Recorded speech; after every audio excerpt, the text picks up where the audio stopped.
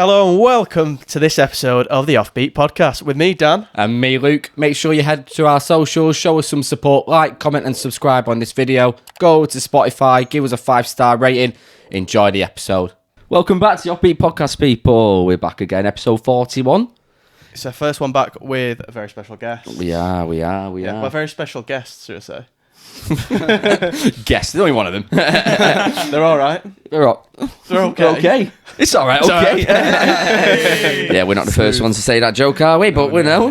You're going to get that in so many interviews, are you? Every single interview's going to be like, yeah, all right, okay, you're back. I think we secretly love it though every time. Oh, we do. Like, we do it to ourselves. Like on the train up today, I just said, "Oh yeah, that's everything." It's okay as well. It's just us. There's no one else here. See, you say that because it's like a new thing, but when he gets to 3 or 4 years down the line, and you're like, it's all right, it's okay. Yeah, Okay. We're like, we have to change the name now. We all say decent fine as well. Decent fine. Decent fine, yeah, that's our alter egos, I guess. A little sub-side, a little B-side. Things go awry. Yeah, that's decent fine. Where did the name come from? So, we originally started, when we first started as a band, we were under No Adventure, which was what I used as like a solo project sort of name. Met the guys at uni. That started happening. And then when James came into the band, we kind of wanted just to change it to kind of make it more of like our project rather than just my band and they were playing. It was our own thing. So we had like loads of names. There was like a killer clown corpse and something like that. The basis Joan had like so many weird names. Clown Scythe. Clown Scythe? Was it Clown Funeral? Was it heavy metal? Like Clown Funeral. It was Clown Funeral. Yeah. It was just bizarre. There was one called Entertainment Mixed Martial Arts, which we now have as a song. Yeah. But I was just trying to find some inspiration, and I found this. Where will you find your inspiration? Just like every other horror film you can think of. So, what I was doing anyway, it was looking online, just trying to find, and I found this like post of like signs that it was homo signs. Like homeless people, what they were like put if they were going around, and there was one of like an X, and it had all right, okay underneath, and I liked the way it was phrased, so it kind of. It's that sort of. It was like the same way that our logo was wrote as well. It's just like all right brackets okay. Yeah. And we just saw that and we're like, it's all It's a nice brand, isn't it? It summarises the sound as well, you know, because like it's not perfect. I mean, it's a bit scrappy around the edges, but that's what makes it. So yeah. It's not trying to like be anything that it's not. It's just it's all right. I'm just chilling, just doing our thing. It's okay. Kind of worked out well. I think you're underselling yourselves a bit there. We've been saying this. We've had a few bands on, and we've been saying like band names, like they're not really good, are they? Like if you think of all the big bands that are around. The Arctic Monkeys. Yeah. The Cortinas. Yeah. Like, they're just weird, aren't they? Yeah. Like, Once you start isolating the name into its own bubble, you're just like, hold on, what? It means something else, doesn't it? Because it just means a band. Yeah. Whereas I think when you it's the first hardest start out, part you're of- like, what? I think it's the hardest part of trying to do it all, because it's like, how do you fit it all under one or two words, really? And when you're starting, it's impossible. That also sounds It takes right weeks. to you as well, because every name we came up with sounded wrong, didn't it? Like even when we set on All Right Okay, I think at first we weren't like, that's the one. We were like, that's the one we liked the most. Yeah. And then that eventually, grows, they grew on us, and now we love it. Yeah. But when we were first going for all the names, we were just like, it's not quite right. So hard, isn't it? Yeah. We struggled to name this as well, didn't we? It took us quite a while. And I suppose when you start as well, you never know where the brand's going to go. Do you? Exactly. Yeah, course. that's a Yeah, big yeah. one as well, isn't it? So what inspired your name? Well, he's a DJ, so we were just a bit like... At first we were thinking, let's go for some... All we're going to talk about is music and sport. So we're going to find something music and sport related. And then we just talk about everything Yeah, else. it got a bit niche. Yeah. We were like, offbeat. It gives you that ability to go wherever you want. Yeah, Absolutely. quite literally by the definition of the term. Doesn't Exactly, Yeah, yeah. but and then otherwise, because if we'd have named it something that was just solely a music term or a football term, it would have been very much like, well, why are you talking about this? It don't make sense. Yeah, you're in a corner, aren't you? Yeah, It's not we're like we're experts on either. we have got some shocking opinions, and like I put out an Instagram reel the other day, Right. intending because I knew that it was going to rile people. Yeah. So as you know, being based near Liverpool, to wind Scousers up is very easy, and you don't even need to do it at all. Yeah. So I put out a clip saying that Trent Alexander-Arnold is not as good as Reece James. I have no opinions on football, but I saw that clip and I was like, people aren't going to be happy with that. Yeah, He's just not there, is he? He's just not. I'm trying not to. And I was just there like, I sat back, put it up at like 6 o'clock, sat back and I was like, here we go, let's wait. And what was the first one? I had notifications on it, just came through my phone saying, you're chatting shit, you know nothing. I was like, oh, we've got him. I reeled in quite a few. And then I'd go on their profile and it'd be like an 8-year-old kid from like Cambridge or something. And I'm like, oh, why are you giving me shit? But I didn't buy back. I just said, oh, really? Why do you think that? Just trying to get comment more. Just try and fish out a little bit more. But yeah, I've got a few like other football clips lined up and just see if we can get anyone to bite. That's the one. It's all the process. I think there's a guy who watch called James Lawrence Allcott on Flav. They've got a podcast, Class, and it's all sort of thing of like the master of the bait sort of thing. You've got to say the most outlandish thing and just keep going and just don't hold back and just have the worst takes possible, but just chest out and you're sorted. Yeah, exactly. That's what comedians do. In our last episode, I said that Fred was world class. Lad, you're chatting shit. Yeah, that's he is. I actually half believe him. Yeah, everything I do for like bites, I do believe it. Yeah, but I am just. But loosely. Yeah, no, I do believe it. Like James is better than Alexander Arnold, and there's no ifs, buts, or maybes. But I can feel the anger, and I love it. He's gonna walk out that door. He's not having it. What time's a gig? Oh, now, yeah. You go into a gig, so it's in do you go to a lot of gigs in Manchester? Yeah, quite a bit. I mean, my sister lives here, but like when I was growing up, like Liverpool's scene was quite dead. There wasn't a lot going on there, so we'd always have to come here. So like Albert Hall, Victoria Warehouse, they're ones that I go to quite a bit. So I've seen Parkway Courts tonight. So like a garage rock sort of band. They're going to like the 2000s. I've seen Enter Shikari a few times up in the Victoria Warehouse. Nice. Now that would be an experience. Good, man. Because they kind of ride that wave of like electronic rock and metal, that sort of thing. The crowds are mad. It's like warfare. Do you know what I mean? Yeah. You've got some good venues in Manchester as well, haven't you? So you can see them in the Liverpool venues, but some of the venues in Manny are decent. Like I've seen, is it the Albert Hall, the one that's that's what we're going to. Yeah, the Sora. That's where our bongos bingo is. Slaves and all the jewels in there. So it's two different ends of the spectrum, but in one place. It still fit that venue, both of them. The venues are so good. Yeah, man. What are the big venues like in Liverpool? Because I've never actually been to a gig. I don't know about you. I think you've been to a few DJ gigs, haven't you? Yeah. I mean, obviously there's Arts Club, of course. Which is That's like iconic. Yeah. I mean, Philharmonic, is that mainly just for like shows? Sure, that's your orchestral performance. Yeah, if you're talking the big stuff, it's like Olympia and the arena. Okay. But the arena's it gets a bit big. Recent close down. Olympia's like it's like outside Kensington sort of way. Yeah. You don't get many bands playing there, but it's great. We saw Olympia's Bombay Bands Club there a few years ago. Did their first album in full. Great night. Proper like theatre sort of feel about it. It's really cool. I like them sort of. There's one in Stockport. It's called the Plaza. It's solely run by volunteers. Oh yeah. And because Blossoms are always they're Stockport. Yeah. They put on loads of shows there, but it's just really good to have like a weird sort of venue. Yeah. Where it's a completely different feel. So they all came out and they've made it like a film premiere, but it was just like the album showcase. I saw that. Yeah, and they all came out in like, do you know, like the old style suits that they used to wear for like film premieres, and they all came out and it just looked. I mean, I didn't get a chance to go, but a couple of the lads at work went. And it looked unreal. I've heard so much like that gig's meant to be mad. I've heard a lot of things being said about it. It looks like it was a good night. Yeah, it did. It looks quite well. Blossoms. Have you seen Blossoms? I haven't, don't know why I haven't. I'd massively recommend. They're good really documentary. good. Yeah, good documentary. Good documentary. Mate, have you listened to their podcast as well? Why are we just buzzing off Blossoms on? To be fair, Blossoms, if they ever do want to come on, because they're massive blues as well, massive City fans. So we will get on very well. If you ever need support as well, we're more than happy to jump on the bill at any time, so feel free. But talking about like weird venues, there's one in Liverpool called Meraki, and it is like the best place in the city to do a gig. It's really? Is that good for bands? Because I mean, well, not gig, DJ but bits there, but I mean, like we did a gig there, but I mean, more to dance really. Like it's, I don't know how to describe it. Just the room, it's just so like. Rundown isn't the word, but it's sort of like quite derelict in a way. It's yeah. But it works. Yeah, it does. It's got a bit like a character to it. That's the word. It's got a lot of character. And like I've seen like Palm's Tracks there. I've seen DJ Seinfeld, and we did a gig there in April.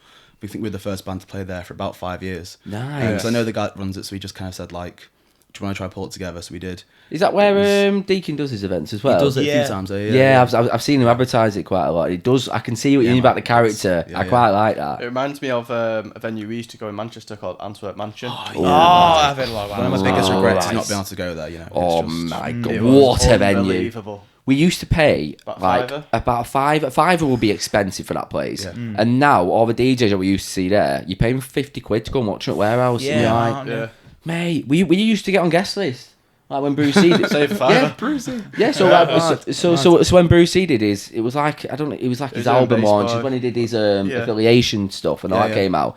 So we were meant to go and see him like a few months before, but he had to cancel last minute. So he just put on his Snapchat story, anyone who's meant to go in Manchester, message me, I'll get you on guest list for the next one. So we messaged, got free tickets, and just had a free night. yeah. Sick, innit? Like, just quality. You couldn't do that Warehouse, could you? No. I'm not a big fan of like the depot's alright, but it's a bit. There's not enough character. Like Store Street. Did you ever go Store Street? Store Street was ugly. It had so much character in there. Like it was small, more intimate, and they had that like little zombie corner like near the stage 3 Yeah, sort of thing. yeah. Just everyone's on the floor. Stage 3 was weird. You always found that by accident. No one ever thought, I'm going stage 3. You just end up there by accident. I like Depot more than Store Street, if I'm honest. Really? Why? I always found it was well too packed in there. Oh yeah, true. That is true. True. But we oversell the Depot. We had a spot in Store Street. Yeah, we did. And we still got crushed there. One of the side walls to the right, first way, Yeah, just a little bit back so you don't get crushed by other traffic. Like we were always there. But yeah, I've not been Warehouse Project this year, and I'm not going next year either. To be fair. I'm seeing. I went to like 4 last year. I went to see 4 sets. Saw JMXX, Disclosure, but JMXX did like a 4.5 hour set. He was so good. But it's a testament to a DJ to say that you can go on for that long, and at still no keep point you're everyone. bored. Yes, of course. It's hard. It's really hard to Yeah. do. But Fortet as well. He was I hadn't seen before, but he was outrageous. He's such a good DJ. You always have a very varied music taste. Yeah, Then man. it's Yeah, man, I like a bit of D&B as well, so it's a bit of everything. You know? I'm trying to get tickets for the D&B Warehouse. You know, when it comes back to it in September, Oh, yeah. there's a Friction back-to-back Cameron Cookie set. Which is it Worry About Henry, or is it Metropolis? Metropolis? It's always wanted to. Yeah, So, What about Henry's like blown up past few years, haven't they? Like they kind of Yeah. started like so small. Now they're like everywhere. You can't It's escape mental. them. All over the Yeah. And the country, guys that aren't they like? get's massive as well. Yeah. yeah. They used to be just baseline as well. It used to be yes, it did. Yeah. It never used to be drum and bass. Oh, really? When we used to go to Worried About Henry, when we used to do stuff like the academy and stuff like that, Yeah. it used to be just like solely bassline. But then obviously Crewcast came up, so I think when Crewcast came, they thought, They kind of changed the scene, didn't they? Crewcast. They kind of come in and just flipped it and made D&B mainstream again. It's big. It's mental, innit? Like, just making it, and it's all about online. the presence they have. Yeah. Yeah. Anyway, let's go back to talking about the band. Yeah, yeah. That's the first tangent we've I had. spent half an hour talking about Yeah. DJs, which we could, but So, any singles coming up? What's the plan? oh well, we've had to like rejig a few plans recently, Yes, we haven't we? Because our bassist Jonah has broken his shoulder, Yes. so that's put us out of commission of playing for like 4 to 6 weeks now. Oh, So yeah. the sort of- Rushing him back, just rushing him back. Yeah. Come on, just do physio, come on. It's fine, it's fine, don't worry. Just tape it up, it'll be alright. But so because we want to try and do some sports over the summer, Yeah. we've then had to kind of rejig that now, especially because Yeah. we're right during the peak summer as well. Yeah. Mm-hmm. Yeah. So we fortunately, the silver line that I see is we've just finished most of the recording for some of the singles that we've Oh, got coming out. nice. So we can now kind of do things back to front. Yeah. So So, then singles release, first. So play start after. releasing the singles, try and get some traction from them, and then hopefully once there, I'll try and jump on a few more supports. Yeah. Yeah. Get the So name out there. what's your plan? Are you going to be trying to like hammer social media? Is it going to be like a TikTok, like Instagram? What's I mean, like? we've tried to do a bit of TikTok, but it's just kind of like pure shit posting. It's not like actual content. Yeah. You know what I mean? It's just Whoa. Sometimes they're the same. yeah. But we've got we want to do like a release show at some point, like because Yeah. the shows are very like sweaty. They're very like chaotic. So we're looking to get one of that done once we. That's the thing. We were going to drop the EP and have it on the same sort of week. Yeah, but yeah. Now it's just trying to figure it all out, and again, getting Jonah back into action because we were meant to be having a gig this Thursday, but we had to cancel that because it was a support gig, which is a shame. But yeah, like James said, it's just trying to get the gigs in, that sort of thing, because we've only been gigging for about not even a year. So we've been together since like the end of 2018, but gigging since like October.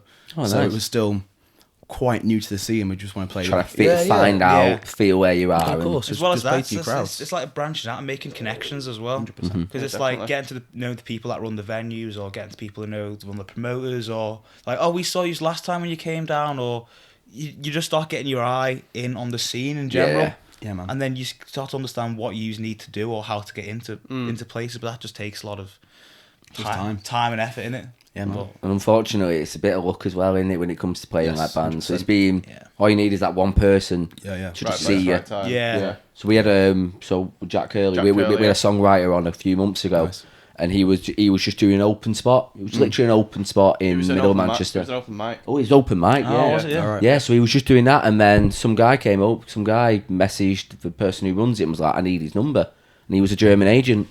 And he's now signed to a German label. Crazy. Just off an open mic. So sometimes it can just be that. Isn't it? Yeah. But I suppose it's what you say, getting yourself out there, playing whatever sport you can. Yeah. Seeing where I it's don't at. think you can't rely on the luck, can you? You just got to do it yourself. And it's very much... with us, we started, say, end of 2018. James wasn't the first drummer in the band, so we had someone called Fern who was in the band.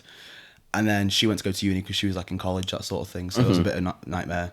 Then Jack, who's come with us today, actually, I've known him since I was like 5 years old. We both go to the same uni. And when I joined him, like, right, so drummers are really hard to find. I want to start a band. If you meet a drummer, let me know. He's like, sure. We're like the keepers of football. Yeah. Everyone needs one, we can't find one to do it. So it took him a year to clock on that his best mate on the course plays drums. Yeah. Love that. What did you talk about? He said he thought... He told me before, but I forgot. He said he thought he played guitar, but it's one of the things when we saw James and I was like, oh, how you doing? He's like, oh, yeah. It's like I knew him from the get-go. It was one of the strangest experiences in my life. Because I was walking down with Jack to his place to meet Alex for the first time. And you know when you open the door probably to each other, it's just like, yeah, man, you come in. You just open the door, I'm like, yeah, you're right. Wait, we've never met before, have we? But it was like that instant recollection of like, we know of each other. We know each other. Yeah. But we don't. But we do. Yeah. I get that quite. Yeah. I'm a really open guy. Like I can just walk in. And, like my girlfriend always says to me, like you can't ask questions like that because I just pretend. I just like act like I know everybody. So I talk to people how I want people to talk to me sometimes. And then if I walk in somewhere, I'll just be like, hey, you're right, and just chat. About now. Who's about shit? It's easy way to make friends, isn't it? I suppose. Yeah. So you know when you asked why we started the podcast? Yeah. I mean, I was doing it anyway. I was doing it on a train home, so I might as well. I've got the cameras. I've got the mic. Sit down. So when James came into the band, and then from there we was just kind of getting to relearn the songs, write some new stuff. We booked in to record the end of March. Our first gig was the 3rd of April 2020. So that just didn't happen, did it? Yeah. So again, another like block in the road. So coming back, we got our gig booked for Jacaranda in the October. Sold that out in like 5 days, which was a good like sort. Mental. I was not expecting that at at all all. whatsoever. It's sweaty down there, though. Yes. yes, it was. And then did Sound City from October. So since then, it's just been like steamrolling, just doing gigs, and just trying to get as many. What was Sound City like? Is it like Neighbourhood Weekend? Kind of, yes. It was like venues. But like their start. Yeah, pretty much. How they started off. We've done it twice. So we did Arts Club, both Loft, like this year, and then last year was like theatre. So nice. The theatre was our first ever gig. It's a big room. It's a big room. I don't think it was a weird experience, wasn't it? Yeah, because the bill they put us on was like rather big names. That people we had like heard of, and we're like, shit, man, we haven't Jumping in deep end, haven't we? We haven't played yet. That was your first gig, Our first ever gig, Because we were doing sound check, and the guy was like, just asked me to do sound check, and I was like, what do I do? And he was like, what do you mean, what do you do? I was like, it's our first gig. He's like, well, how the fuck are you saying? I don't know, mate. You tell me. Thinking about that, I would have no idea what a sound check is. Do you just sing? Just like testing the mic, singing a little bit. Like tuning everything up, getting the levels right, knowing how much you want, coming back to you in the monitor. So like hear enough of everyone. You want some guitar lower, bass lower. But we're just like, oh, yes, a guy started sound check. He's like, we do, yeah. Well, I mean, we can do it now, so it's learn. Yeah. But that was a weird experience. It was pretty cool, to be fair. It's always a great festival to play because there's so many bands all over the festival, so it's just great to see. But the whole thing is just set they try to keep it into one zone of the city. So I think there's probably like 8 venues, maybe shade over, between 8 to 10 venues, varying different sizes, but they're all within like 3 or 4 roads of each other. Oh, sounds. So can you just like nip in and out of different ones? You walk in and out of each one. Is it like a band system? Yeah. But what it also means is that all like the pubs and that down the same place kind of take over the streets a little bit. It's kind of bring like a lot of chairs and stuff outside. Cool. So the whole city just comes alive.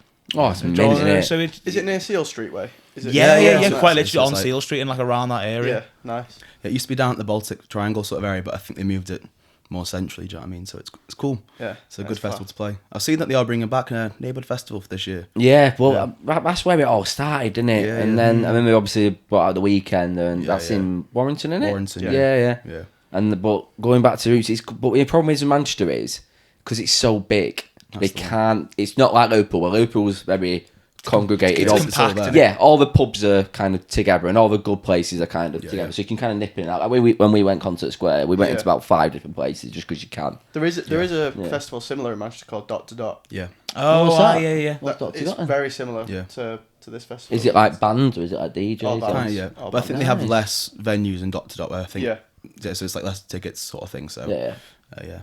But yeah, the thing is with them sort of festivals though is the queues and to just be mad out the door because the venues are only so big, aren't they? Yeah, of course. But, but Sound City used to be this big like they used to go down the dock and it was a big outdoor festival sort of thing, which I think was pretty cool. And I think they just stopped doing that because funding or whatever it is. I don't know. Oh, it's normal to do that. Yeah. But that would have been cool to play. Bet that would have been that's a mental experience to play in it. To play like a. So do you get like not like a free ticket, but because you're playing, are you allowed to kind of go and see whoever you want? Yeah, so you get pretty much. So like it's as long as you're playing there for your set, like got to be there it's like an hour beforehand. Like an artist band. It's called. It's usually band just a different colour. Just pop in, come watch whatever, or you just go to the kind of like backstage and some of them as well in case it's like a second bar or anything like that. But it's nice to be able to just pop in and out of everywhere. Yeah, of course. I might meet some new people as well. Just like get to know the band, so it's a cool good experience. Networking and all. Great networking. They gave us a free meal token as well. Yeah, got a free bundle bus. Free bundle bus. So you turned up. Was that the highlight of the game? Yeah. I'm not, you'd be like quite kind of calm about that, and then you notice that you're like, oh my god, we got a free meal token. And we were like, we got the tokens. Yeah. We're like, we're playing soon. I'm like, tokens. Yeah, man, you got a free like a coriander beer. Oh yeah, it was beer. I was infused with coriander seeds. So it's I would try it. It was good. I would try it. It's one of them. It worked very well as you were like, eating that with the as curry. well. Right, yeah. Because it kind of gave it like a kind of full, like meaty, feely kind of flavour to it. Like very full bodied. It's tasty though, wasn't it? Yeah, it was good. Yeah. I tried the strawberry beer at Einstein the other week. All right. That was There's a straw. Oh, we've spoken about this before, haven't we? Was it Josh who mentioned it? It might have been. I think it might have been Josh who mentioned it. But strawberry. Isn't that fruity? Yeah. It was strange. I can't say about it. Yeah. We just had a grapefruit one, didn't we? One, Yeah. I was called Scoffenhofer, something like that. Well, I was ordering it. I went to the woman, can I have that one, please? Yeah, that's what I said. Because I can't pronounce that. Oh, when you go to them bars that are like proper ale bars, and they're like just with one brewery, and it's a brewery you've never heard of, and they just got all this, and you just kind of go, that one. Yeah. And we're always named weird, like, I don't know, the water. Because they always have like all the descriptions. They always have like all the descriptions underneath. You're like, I don't care about that. I want to see what it's called. And based off what it's called, you buy it. That's what I do as well. I'm just like, I look and I say Pilsner, that one. Usually just go for a Pilsner. It's always the safe bet, isn't it? Otherwise, you're having like a grapefruit like IPA, and you're like, what's happening? I had a passion fruit one. There's a bar called Seven Brothers. All right. Oh, nice, yeah. And it's a class bar if you ever get a chance to go. Shout out Seven Brothers if you're watching. Sponsor us. Honestly, Seven Brothers are getting massive. We're in Tesco now. It's an actual brewery. So they do all sorts. They sell at City as well. Like they've got contract at City as well. One in there as well. Yeah, the mint. Am I like? Go on. I had a passion fruit one there, and it was bloody gorgeous because they didn't have the honeycomb on. Oh yeah. Honeycomb beer. Yeah, the honeycomb one is quite Sounds big. weird, A lot of people have the honeycomb one. Do you know what I'm a fan of? That Beavertown neck oil. It is nice. a nice it's pint. tasty one. Yeah, lad, it's a bit expensive, but I like it. Do you know what I mean? I don't mind treating myself every now and then. That's what I'm like sometimes. Yeah. Or like if there's a really nice lager on, and I'm like, go on. Yeah. It's just a pint. Just the one. We'll have the one, and we'll play around. We'll play around. There's a place near us that does like, Liverpool's quite well known for like £2 pints. There's like you can do like a little bar crawl just on £2 pints. It's not the best beer. I mean, it's £2, but like probably John Smith's in it or something like that. It's always John Smith's. When you're like, on like your 5th or 6th, it doesn't really matter. No, of what course, it tastes like. Where can you get a £2 pint in Liverpool? Pilgrim, the Scholar, the Crack. You can go to. Can you not? Oh, they did, didn't they? In the summer, they stopped doing them. Yeah, but Make notes. I don't know where any of He's these going to be are. watching this back like, here we go. Tick, just going through them. Brookhouse used to be They going on did a sell Thursday. a jog Moretti called a Poretti that we were just laughing at for about 10 minutes. Already. Poor man's Moretti. The old Poretti. Oh, brilliant. We always have a question about riders as well, going on from like beer and stuff. Sure. So say like you had like a dream rider. Mm-hmm. So say you're playing at, I don't know, what name of venue? So you've been booked for Albert Hall. You're supporting. I'm trying to think of a band. Blossom, if you're watching, we're supporting Yeah, you. you're supporting the Blossoms. The Blossoms are on, and they've asked you, but you've got a ride as well. What are you asking for? Do you say no? Get James on back his vocals. if we're talking beer, I mean, I don't really know. Would you go beer? Would you go spirits? Would you If just go it's water? spirits, it's got to be a spice rum. Spice rum and What type of spice rum? Dead Man's Fingers, are we Dead Man's talking? Fingers. I had a passion fruit Dead Man's Fingers. odd, All innit? my days of that with a cherry Pepsi Max. Nice. I'm not tried that Actually, no, one. not cherry. Actually, it's passion fruit. So just not Pepsi Max. With a passion fruit Dead Man's Finger. Oh, it's elite. We've got a bar just on the square at Glossop where sell like they've got like 5 different Dead Man's Fingers and you just go round basically. All 5 of them. Yeah, basically. Basically, yeah. It's so nice. I think I had what is it, like a berry one? Oh, I'm not too sure. You know, might be. I think it's like a berry. I don't know if it's like a raspberry or and I had it with lemonade. And honestly, it was the sweetest thing I've ever had in my life. I had like one. I was like, nah, I can't too go much, again. innit? Yeah, too much. I was going through the airport at 6 a.m. and there was a Dead Man's Finger stand. They were like, "Do you want to try some?" I'm like, yeah, go on then. So it was a shot 40% Dead Man's Finger at 6 a.m. Yeah, fuck it, go on. Go on then. He's like going into his carry-on, change clothes each time. Yeah. Can I see your boarding pass? No. I lost it. What are you going for? I think I just mess with them. Yes, you go crazy. I think I'd be like, do you know Red Stripe here? Well, there's a thing called like Blue Stripe out now. If you find a few cans of that for us, and just send them like a wild goose chase. Yeah, Be great if they found it though. Come back, Could like, you imagine? we found all the colours. I'm like, Can we have Full 4 rainbow, yeah. wooden chairs, but only wooden chairs? I don't want anything else. So just ask like people ask for like cutouts of people, don't they? And they ask for like a life-size cutout of like Ainsley Harriet. Like some people just go I like can get that, crazy. you know. I had a friend who I've got contacts. who was they had a rider for one of their Manchester gigs, and he specifically asked for blue gummy bears, but you can't buy a pack of blue gummy bears. He wanted them to be individually picked out of different bags of gummy bears. It's a little bit evil, but it's funny at the same time. It's so worth it. You might as well. Yeah, man. Don't get paid enough to do that, do you? Not at all. Not at all. Just entertaining yourself in the back room. That's all It's you just need like to do. once the power's been given to to you with that, it's like, oh, they'll try to power. they'll try and get you anything. Like, okay then.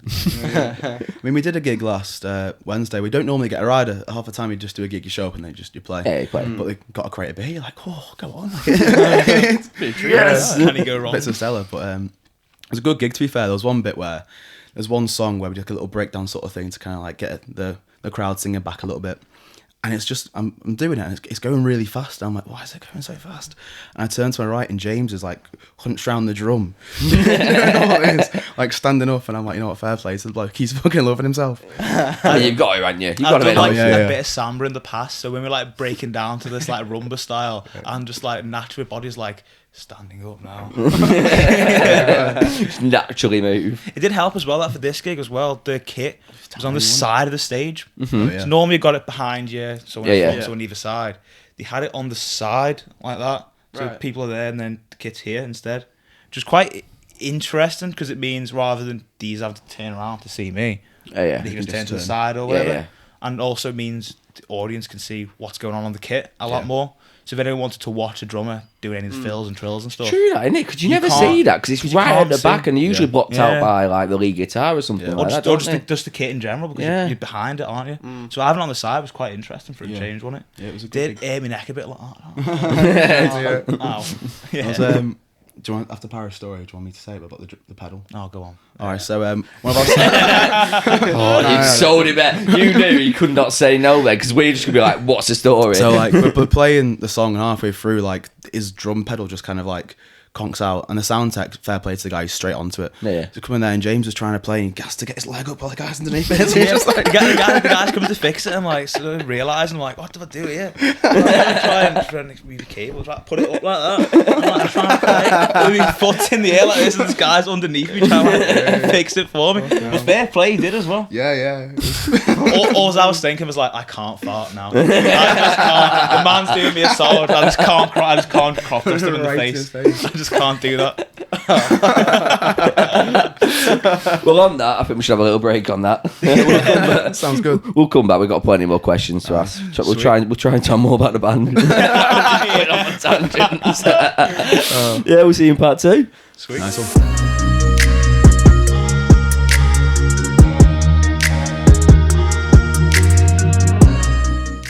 Welcome back, Offbeat Podcast Part 2. Part 2. Okay. Woo! There's a few questions we like to ask bands because there's, especially so like playing at like festivals and stuff like that, there's always the acts where you don't want to follow them because they're that good. Yeah. Is there any acts where you'd be like, and you saw you were like following them, you'd be like, shit, do not want to do that? Oof.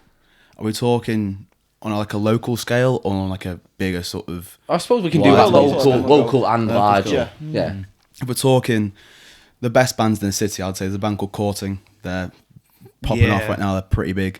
They'll be a tough act to follow, to be honest with you. There is, I don't really know, you know. I think the problem is the answer is just simply no. I'd love to follow any band, no matter said that yet. No matter how good they are. Like if they've popped off and have incredible energy, then that just makes you want to get on stage and carry the exact same. Yeah. So if a band does absolutely incredible before we get on, that's just the best thing in the world. Whereas I'd actually hate it if the band before you was very low end, you know. Of course, or interactive, you pick it up yourself, So the higher range the band is, the better. Sets the tone, doesn't it? Sets the tone. So is that what you thrive off, the energy, sort of the aspect, like the crowd? Yeah. I absolutely love it. Like as soon as I get on stage, I'm just shaking with adrenaline. Like, you come off stage and you're like, yeah, I'm okay. Yeah, okay. You start playing in your dressing room. But it's very much just like trying to play to as many people as we can, and it's just that sort of thing, you know, just thriving off that energy of the crowd. Like when we arrange sets, even the way we write songs, it's all very much just energy is like the heart of it all. Like it's like I write quite a lot of songs, and the ones that I bring to the band, it's got to be, I think about the set in a sense of like the set's got to have that energy carrying on throughout it, and you don't want to be having like a little soppy acoustic number in the middle. You want to keep that from A to B. Sure, you've got to have the ebbs and flows of the set, so it's not high octane the entire time, because then it just kind of, you're gonna wear your audience out. Yeah, you wear them out. Yeah. Is it hard to tell with them sort of, so like with the songwriting aspect? Is it hard to tell what song's going to be an opener, what song's going to be a closer, what song's like a middle? You have a feel for it, but you don't really know until you play it, because you kind of do it and just get a feel for how did the crowd react to that. Because there's been a few times where, not even opening and closing songs, it's just you've got to have the set to the crowd. We did a gig at Black Cat a while ago, as part of Smith Down Road Festival, and the sets are very much just like the not the good stuff, but like the catchy sort of stuff. It's the not the heavier sort of stuff. We've got a song called Heavy Chair, which is one of the heavier songs that we have, and it's just like a free entry sort of thing. Really want to know what the lyrics are like for that. It's just nonsense, lad. It's just nonsense. But so it was a free festival sort of thing. So people can just kind of come and just see what the bands are about. Nice. We play Heavy Chair, finish it, and half the room were just like. They're like shell shocked. It was so even before we went on, we said to ourselves, all right, we're not going to play Heavy Chair because we need to tone down the set a little bit, so we're not going to do it. Then before we went on, we were like, we do like playing Heavy Chair. And we have had a few pints, so I feel like we'd end up playing it. And we did. It was a good set though, wasn't it? Yeah, it was a good set. It was a very good set. I loved it. Who leads it when you're on stage? So say like there, you decide to play like the song like off the bat, like Who leads it? Will be you start singing the lyrics, or? I mean, we'll just kind of be like, ask around, really. It depends on what someone wants to play it. We'll try to decide it beforehand. Huddle in the middle. Come in, guys. Time out. You starting this one now. I've got a coin here, let's flip. Kind of depends on the song. Some songs are led by different instruments, but we found when we're practicing and we're writing a song, we'll just try. Why don't we just try where you started this time? Or let's start it with bass and drums, see how that sound. Just try stuff you've not tried before. Yeah. And just kind of push your limitations. And if it doesn't work, it doesn't work. But I love that as well, because you're a new band, so you kind of need to take them risks and see what works. Cause if you look at like the big bands, a lot of their openers and closers are the first songs. It's like the first album, it's usually one of them songs. Yeah. Do you feel like that sort of, not like pressure, but like, is there any of them songs where you're like, straight like, yeah, that's going to be the song? In terms of like opening and closing sets. Yeah, so like obviously your closes. Yes, we have a song called Live Fast Diner, and it's like a 7-8 minute sort of song. It's just very 7-8 minutes. Yeah, so it's a long like one. There's one verse in it, Right. it's very like psychedelic, and there's like lots of ebbs and flows. Most of it is instrumental. Yeah, yeah. It's like I said, it's one verse, and then for the rest 5 minutes of the song, just lead it's guitar, like a breakdown, following each other, leading into like the rises and the drops and stuff. Crashes at the end. It's a But big sound. we always keep that as our ender, because that's the one that when we're done, people go, "What was that song?" Yeah. Of course, yeah. That's what I suppose that's a good way of looking at it, where you get 100%. people to be like, what is that? Yeah. I need to know that name. Like we've done it in some sets where you put it in like the middle of the sort of set, and it feels weird because it feels like the set's done. Then you've got more songs to follow, and it just feels a bit jarring. So we tried. We put it mid set during. we did it during Meraki and Shipping Forecast. Yeah, we put it mid set for them, and we kind of found out when the song finished, everyone was like, "Okay, like we still have more songs, ladies and gentlemen. We're not going anywhere." Got another half an hour. Yeah, that's the thing. We've got quite a lot of songs, so when we do like a headline sort of set, I know we just want to play every song. Do you know what I mean? You want to just try and So since then we kind of turn it down a little bit because we've got like 15 odd songs, so that kind of gets, especially if we don't know the songs, it can get a bit. You've got to think about the crowd, but even then we've got a song called "Say Haunt Me," was one of the first, the very first song we've written as a band, me and Will, and we've just trying to find ways to change that. So when last time we played it, we turned the end into this like sludgy sort of breakdown Kind of sort of grunge thing. core, Yeah. kind of The crowd are a bit like, what? Because as you kind of Stay with us, guys. Because as you're writing new songs, you kind of push older ones out a little bit. Yeah. Because your style changes Of course, over time as you write. Yeah. So as you're writing more stuff, you get like, or you get a better understanding of what each member of the band can do. So you're trying different stuff, and you go, all right, we've these 5 core songs are mainly going to appear. Yeah. These ones appear less so. But because these ones are appearing less so, what can we now do to them to change them up? Make it more interesting. Yeah, because those songs are like finished, but like you said, make them more interesting for us to want to play as well. Yeah. So we're having to like go into our back catalogue now and change up a few. Yeah, They're they're always tunes, constantly growing songs, and they're always like they're living and breathing songs. So just trying to develop them. Yeah. I find it interesting because in like the DJ world, like DJs do that quite frequently with like VIPs, and they bring it out and they re-release a lot of songs and stuff. But with bands, it tends to be once a song's released, it's released and you can't change it. So I like your kind of aspect where you want to constantly evolve and more growing. kind of keep. And plus, it makes keep you every set interested. unique, doesn't it? Yeah, it makes people think, oh wait, I'm going to go and see these because I'm not going to see the same set I saw 2 years ago, which quite a lot of bands at the moment tend to do that, don't they? That's the thing. Like we've done some sets where the bands are very much like punky, that sort of thing. So if they're a punkier sort of sound, we've got songs to cater towards that. Sure, it's not quite like heavy punk, but like it's But we have got one called like The Pursuit of Relaxation, and that is just bats you around the head constantly for like 2 minutes. It's just a quite relentless sort of song. But then you've got like After Paris. You like that one, don't you? I was like, when he said it, you went, yes. Yeah, I like it, but my arms don't like that one. Then you got like Like, Hotel Man. ow, it hurts. Do you get knackered when you're drumming? Yeah. I like you can't like you come off stage, it's like I can't quite move. But it's that level of pure adrenaline that makes you don't realise how exhausted you are. Yeah. So you just keep going. Don't get a break between, like, sometimes I finish a song, I'm like, he's like, right next, this next one is my, Shut up, Alex. Give me a second, please. But I found a way and cracked by it. Yeah, just break through. Yeah. That's the thing. We also try and do the set. You have got to think about how we play it as well, because it's again, you got to think of James beating himself up behind the drums. So, but also like the crowd. we're trying not to put too many fast and intensive ones together. Because I'll just get burnt out playing it. Yeah.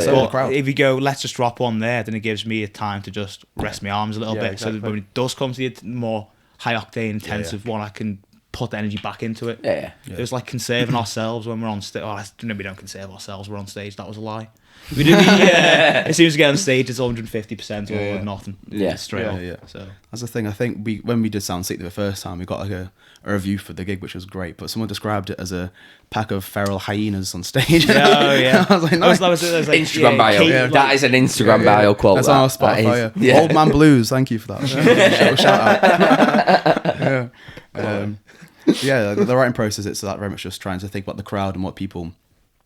Just keeping that energy, because energy is important, because you don't want to see a band and kind of get a little bit bored after the set, or just even like our sounds, like our songs, they cover quite a lot of sounds. We've got like that punky sort of stuff, the more psychedelic sort of stuff.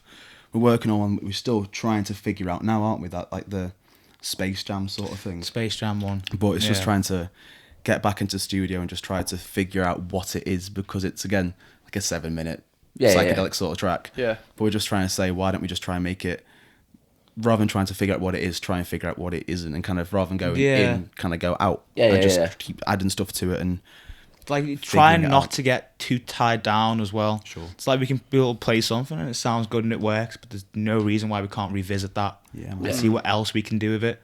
Especially when, you know, after a few months when we've wrote some other songs, we've tried some different things and those seem to work.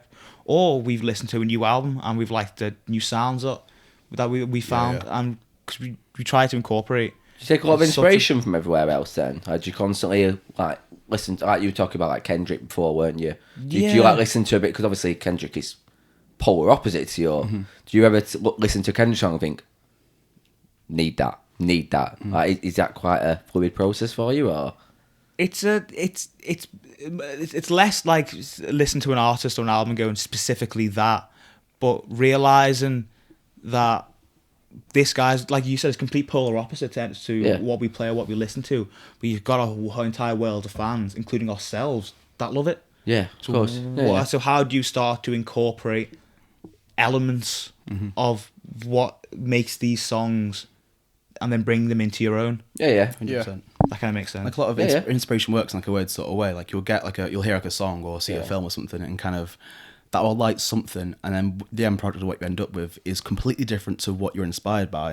Of but course. you can see that, you can like, see the little paper trail. You can see the paper trail there. It's more like fun. I like to, like, your creative aspect seems a fun approach to everything 100%. You do. Everything's to do with like fun. It's just we're doing it for ourselves at the end of the day, because if we're not enjoying it, then what's the point in doing it? Like if you can probably see that when you're on stage. Yeah, I'm sure. Yeah, you can see that. I was just talking to you right now. Like, yeah. But like, it's just that sort of thing of we're enjoying ourselves on stage. You like it, that's great. You don't have to be there, don't have to listen to it. But if you like it, come back. Come back, listen to it. Yeah. But even the writing process as a whole, like starting out, it would be I'll write a song, come back to them, like here's a song, and I still do that a little bit now, but I'm trying to hold back a bit so that the writing thing it's the band doing it. So I'll have like a verse and a chorus, like some chords. Yeah. And I'll try to hold myself back from finishing the song to just bring it to the guys and say like, what do you think of this? And then just try to work it out from there.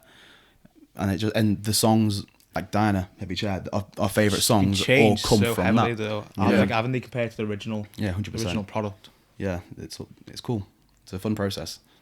It's interesting because I'm not into the music world, so to listen to like your creative aspect. Because I suppose it's similar to like when we're doing this podcast. Like we play around with stuff all the time. When I'm trying to edit, I try and play around, but it's all about trying to keep it fun. Find out what works. Find out what works, and then you'll accidentally find something that's unique, and then you're like, there we go. Because like sometimes we'll find ourselves having a conversation and go, oh, should we do this?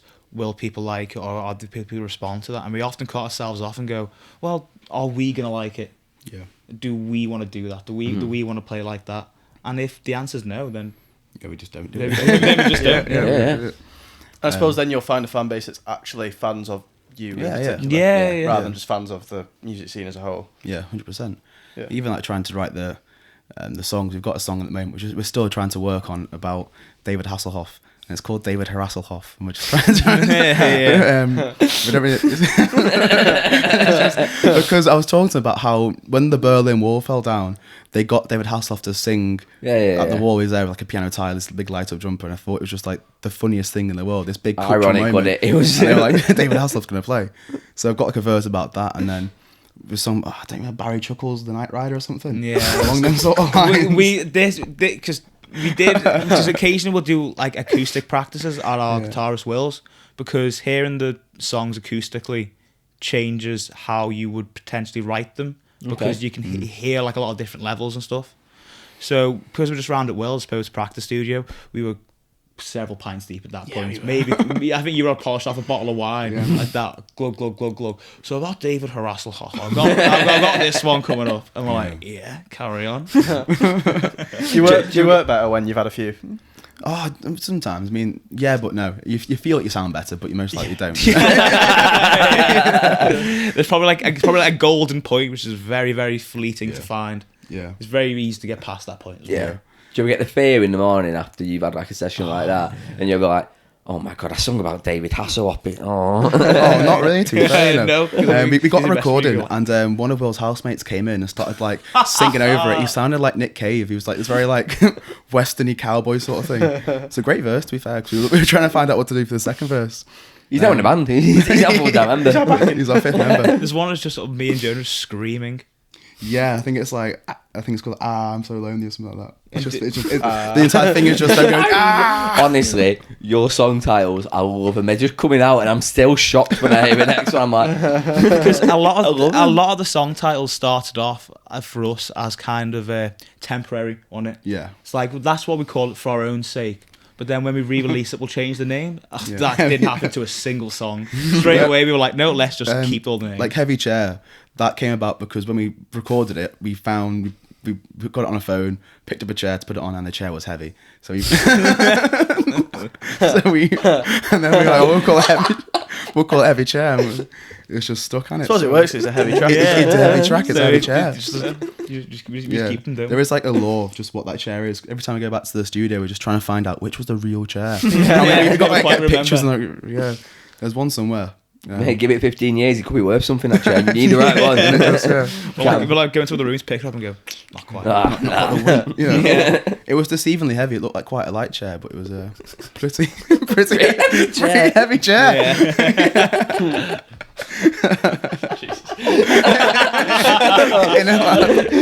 All the questions are just going out of my mind after that. All I'm thinking about is this heavy chair now. We'll find it one day. This podcast has just been like 40% about heavy chair. It's going back in circles. Oh yeah, man. So about music, I was thinking today, we were talking about like classic sort of stuff in the train, that sort of thing. What do you think our albums are such that you think will go down as classics from our generation, like last 10, 20 years? You had to say like an album or two. Are we talking like 2010s? Yeah, 2010s, 2000s, because like you always say like classics. You go like Dark Side of the Moon. You go like Led Zeppelin, like, that sort of Beatles. Is there something in your head that you kind of like? For me, it's like Blonde by Frank Ocean, Ultimate Butterfly by Kendrick Lamar. Listening to them, there is no doubt in my mind that when if I've kids like fucking 20, 30 years time, I'll be sitting down and be like, listen to this. For me, I would go Nothing Was the Same. The Drake album. You love Drake though, don't you? Yeah, I do. Yeah. See, I'm not like a music sort of nerd. I listen, if I like it, that sort of thing. One that comes to my head is an album that shocked me because I'd never heard of them before. But the Catfish album, is it the Ride? Oh yeah. Like, I know Catfish get a lot. Album, the one with that I think is that the one before? Is it the one before that? Fair, both of them. They sound exactly the same. They do get a lot of I think Ride's the one with the crocodile on the front. Yes. Which is where that album, like, I've got practically every song from that album on my playlist. Do you know what I mean? It's them sort of albums where you're like, wow. Just album, whole thing, download straight away. 100%. Definitely. I like that though. There's a lot of, because it's hard to predict it, isn't it? There is, yeah. I don't know, there's a band called Carty Headdress, which I'm a very big fan of. They've got an album called Teens of Denial. Oh, that's a good album. It is such a big inspiration for the band. It's like it's captures that sort of gritty sort of sound. It's the same sort of thing. I know that I've got it on vinyl, same sort of thing. We can sit down and be One like, of "I've his got to listen covers to is from this." that album, wasn't it, as well? Yeah, we used to cover Hippie Powers. We do it every now and then. Yeah, it's fun song. Talking about covers, do you do any other covers in your gigs? Yeah, so wait, do you want to take it? We need to do a few more covers, to be honest. Right. But at the same time, when we do our gigs, we don't want to be a cover band. No. So True, if it's like your normal half-hour bog standard set, it's like you support act kind of set, then it's just all our own tunes. Okay. But if we've got more of an extended time to do it, like 45 minutes to an hour, where you're playing as like a headline slot to your fans who are already there anyway, Yeah. then we'll throw in a few covers then to do it. But 9 times out of 10, we'll try to just keep it our own tunes. 100%. I saw a quality cover when I went to that festival I was telling you about Meadowlands. I saw Dylan John Thomas. Don't know if you've heard of him. No idea. He's basically like Jerry Cinnamon, but not as big. Cool. So he's Scottish, man with guitar, and he played Johnny Cash, Ring of Fire. And honestly, the vibe for that is one of the best vibes I've ever been at a gig. There was about 100 of us round his small, and as soon as he started playing that, because he segued it into one of his songs, Nice. and I was just... And he was proper like bouncing guitar, and I was bouncing around going, I fell in, and it was honestly so good. But I like when a cover has to fit into the set, Yes, doesn't it does, it? yeah. But I like it when it's like totally out there, and it's like something you really don't expect. Do you feel like with a cover you need to surprise the audience, or is it just what you? We want have to play? flirted with like ideas of songs, but it's just trying to find the time to work out a cover. There's been some stuff that we've just tried to work out, but it's not quite into its own self. Please cover a Kendrick song or something like that, because I think that would just be. Mad City. It's like, you know, just I just think it'd be brilliant. Easy for TikTok as well. oh yeah, I guess. Don't want to get cancelled though, can't lie. They're banging at the moment on TikTok. Have you seen them where people are they're taking like a popular like pop song like, Right, like Harry Styles as it was and playing it in like I think someone did it in the tune about the Strokes, Yeah. It's cut back. You don't know Mad City, do you, by Kendrick? No, not idea. No, right. he went right on my head. I was like, no. Yeah. But them sort of videos, I think, are fascinating. How you can literally have that song and just merge it straight into like one band style. Yeah, like a little bit of grit to it. Do you know what I mean? Yeah, I love them sort of videos. Like, we have kind of flirted doing part of our anthem, I can't lie. My LMFAO.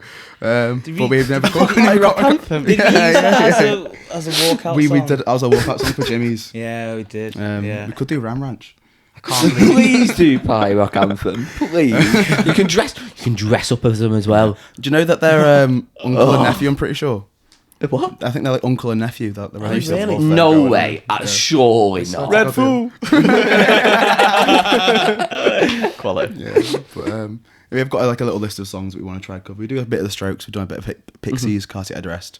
Would you try like Frank? Because you're saying Frank Ocean's. Oh yeah, Because Frank Ocean's stuff. I don't know if you could. I mean, you could Turn try that and into your change it. That's not a style, bad but shout, actually. You could try and change it though, couldn't you? Because I like that idea, like you say, just getting a song and flipping on its head and making it yourself.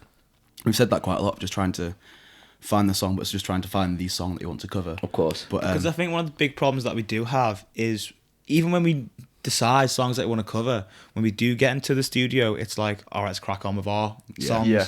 Because Because we've got new ideas, haven't we? like in the space of how long we've been writing for now? 3-4 years? As a band as a whole, ended 2018. So since then, And start 2019 we've really. wrote 15 tunes. 15, 16, yeah. About Yeah, that. around then. But we've only ever done 3 covers.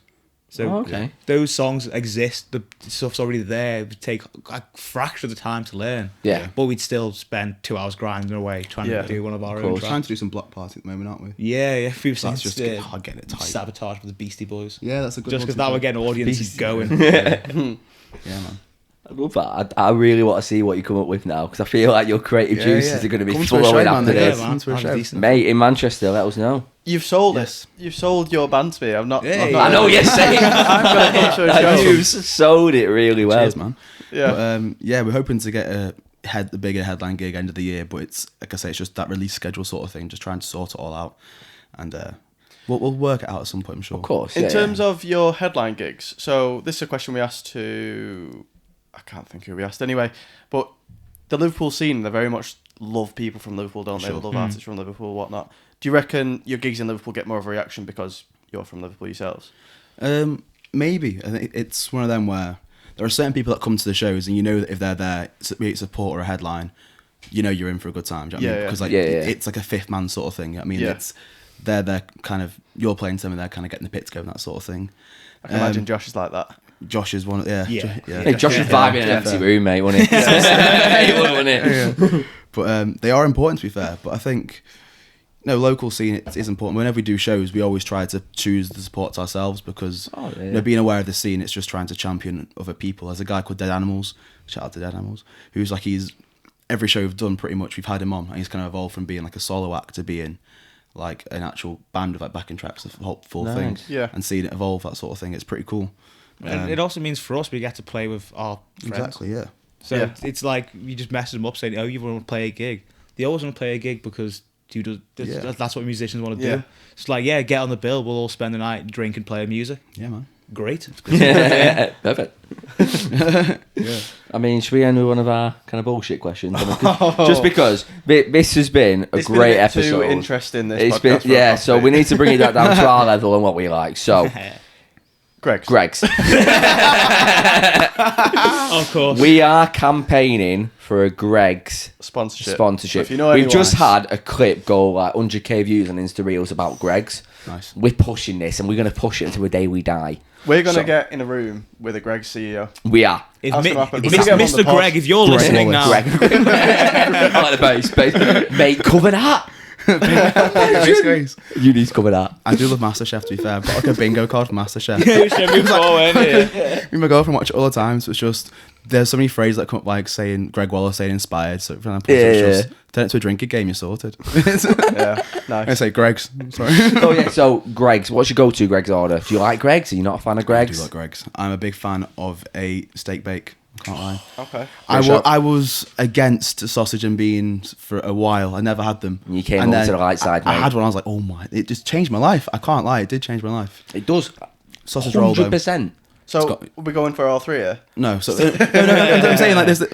It rotates. A sausage roll and either a steak bake or a bean and cheese, depending on my mood. So you get two things. Yeah, I get two things. Thank you. Everyone we are always gets campaigners. sausage You can't have one thing from Greg's. It's illegal. I have been a fan of the vegan steak bake in the past. Okay. As well as the vegan sausage rolls. I think the regular ones. I think they're quite nice. But one of the best experiences I've ever had with a Greg's was not just ever. I mean, Greg's, you're good, but it was like we were coming back from a mate's stag, so we were just absolutely hanging. Pull over the services, and I'm like, there it is, the Holy Greg's. Got to head in. It's like queue out the door, trying to get in. It's like a knife fight for the queue. Finally get in. I'm like, I'll have that vegan sub and a little pot of like a tomato soup. Sat outside in the grass, soup and a toasty. Oh yeah. When you were off. I was like, I'm a new man now. It has fixed me more than anything before. We've asked many guests. No one's ever said tomato soup before. Soup and a toasty. Well, it's soup of the day, please, because they're classy like that. Oh, of course, yeah. Change it out. Guessing. It's Change it sometimes out. tomato. So it's tomato. It's tomato. Minestrone. I like minestrone. What do you go for? All right, so I'm a sausage, bean and cheese man. I love that. Usually I go for two. Sometimes if the best thing ever. Cheese? Usually, yeah, and then I'll get a sweet treat as well. Yeah, a lot of time. It happens, sorry. And then usually I like the donuts from there. I think the jam they put in the donuts is like heavenly. It's just god tier. Or the jammy shortbread, one that's a little heart shape. Oh yeah. I always feel a bit cute as well when I buy one. But I'm buying it for myself, not anyone else. But that's usually me. Christmas time though, it's either festive bake or nothing. Yes, lad. And it just Festive food is spot on. It is great. Festive food's unreal. Even from Tesco, just the meal deal. lad. The turkey and cranberry. I'm a kind of the green Unless you're vegetarian or vegan, then you just have to cry in a corner for like 3 months. Are you a vegan true. yourself? Yeah. I'm vegetarian. I'm not quite taking the full step yet. Okay. You've gone halfway. But like nonetheless, you're like, all the festive stuff, bacon, chicken, turkey, Yeah. and it's just in all of it. You can have sprout butty. My Greg's order though, this is gonna get obviously. Here we go. Know this, but it's a chicken bake with a sausage roll on the side. Nice. And I get one of the Greg's drinks, So they're like Greg's Lemonade. There's like Lemonade. Oh, yeah. Like a cherry one. I suppose. Yeah. They're not bad, though, are they? They're not Yeah, they're bad. quite nice. they're all right. Yeah. And I'm not paying £1.50 for a Coke. You're messing. Not paying 13 quid. 13 quid. They think we are. This is Greg's. I think chicken bakes get too much shit. They do. do. No, I don't agree. I think they're mushy, but they're all right. He's I eat like- it, Oh, no. but like they're just like mushy. He's like, they don't get enough shit. In my opinion. Yeah, 100%. That's been clipped. That's clipped on every social now. They need more shit. Please abuse them. They're beautiful. I'm gonna start a campaign. Fuck Trying chicken to get a bakes. sponsor. He's got some sort of like petition, like remove chicken bake. We can do better. So where can we think- find you, lads? Yeah, so Alright Okay band on Insta. That's the big one really. We don't really post too much on Facebook, that sort of thing. Twitter's, we're on there as well. But we're on Spotify, we're on all the streaming sort of stuff. We're playing, haven't got a gig actually, have we? No, we don't because Jonah. Cheers, Jonah. There's a plug gone. because like we said before, we're gonna flip things around. So we're gonna try and get some more of our releases that we were gonna push down. Try and get them done a bit sooner. Yeah. So we've definitely got a few little singles on the way. Lovely. Keep an eye out for. Rough kind of. Is it a month, 2 months towards autumn? It or? should be end of July, start of August, I'd say. Nice. It should be Nice soon. We'll share that when it is out. Yes, of Yeah, course. well, It'll be man. shared everywhere. Of course we will. All links will be in the description as usual. As always. Yeah. Make sure you go over and Yeah, support show some them love, as well. 'cause- Come all the way from like Liverpool just to come in this podcast. Like, If this chat hasn't sold them to you, then I don't know what will. of course, yeah. And remember, Yeah. Heavy Chair. You want to see Heavy Chair play live. 'Cause I Trust me, you want to see Heavy Chair. we want to see Yeah. Heavy Chair play Yeah, you live. do. Make sure you head over to Spotify, give us a 5-star rating, like, comment, and subscribe on our YouTube channel. We're pushing 200 subscribers. We're 19 off. Get us there. Come on, We're you gotta do nearly it. there. We're nearly there. But And then that's when YouTube starts pushing us. it is. It Oh, is. yeah. I think that's when YouTube starts to Realise. maybe a bit more credible. get over Yeah, let's get them going. But yeah, and come back next week. We'll have another guest next week. It is going to be someone who likes to make food. So it's going to be a lot of Greg's chat. There's going to be a lot of Greg chat. Come back for an hour special, Greg. Do you know what? I'd love to clip all the Greg stuff that we've done of like all the different The guests. Greg's Super Cup. That is a shout, you know. Oh Rating my- people's Greg's orders. Oh get it on my the board. god! Top Gear style. God, I don't think what Tony be like when I've got a Greg's leaderboard. Like, where's the pictures gone? It's not important right now. Sorry, but all right, okay, we've just got a 9.5. Right, come on. But yeah, make sure you head over, show them some love, some support, and make sure you go and see him live whenever we're in Liverpool or Manchester. Lovely. Thanks for one. watching, guys. Cheers for having us. Thank you very much.